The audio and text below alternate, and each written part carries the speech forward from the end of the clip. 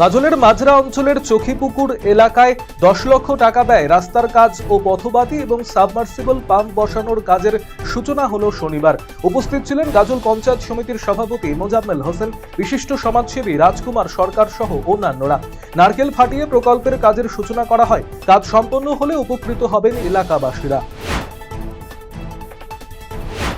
এবছরের মাধ্যমিকে অঙ্ক পরীক্ষা সোমবার। তার আগে মাধ্যমিক পরীক্ষার্থীদের হাতে জ্যামিতি বক্স তুলে দিল ডালখোলার বিশিষ্ট ব্যবসায়ী সোনু চৌধুরী। শনিবার ভূগোল পরীক্ষা শেষে পরীক্ষা কেন্দ্রের বাইরে পরীক্ষার্থীদের হাতে জ্যামিতি বক্স তুলে দেন ডালখোলার ওই বিশিষ্ট ব্যবসায়ী। শনিবার পূর্ব মেদিনীপুরের ময়নার বাগচা এলাকার বিশিষ্ট সমাজসেবী চন্দন মণ্ডলের উদ্যোগে ওলা বিবির পুজো উপলক্ষে 5,000 মানুষকে অন্নপ্রসাদ প্রদান এবং 1,000 মানুষকে নতুন বস্ত্র উপহার তুলে দেওয়া হয়। এদিন চন্দনবাবু জানিয়েছেন, দীর্ঘদিন ধরে এই ময়নার বাগচা এলাকা রাজনৈতিকভাবে উত্তপ্ত ছিল। এলাকার সম্প্রীতি এবং ভ্রাতৃত্ব বজায় রাখতে এই বিশেষ উদ্যোগ গ্রহণ করা হলো। আসন্ন বিধানসভা নির্বাচনের আগে লক্ষ্মী ভান্ডারে বরাদ্দ বৃদ্ধি করায় আবির নিয়ে উৎসবে মেতে ওঠেন মহিলারা।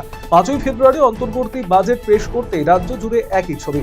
শনিবারও গাজলে বিডি অফিসের সামনে আনন্দে উৎসাহিত হয়ে আবির খেলায় মেতে ওঠেন মহিলারা, করলেন মিষ্টিমুখও।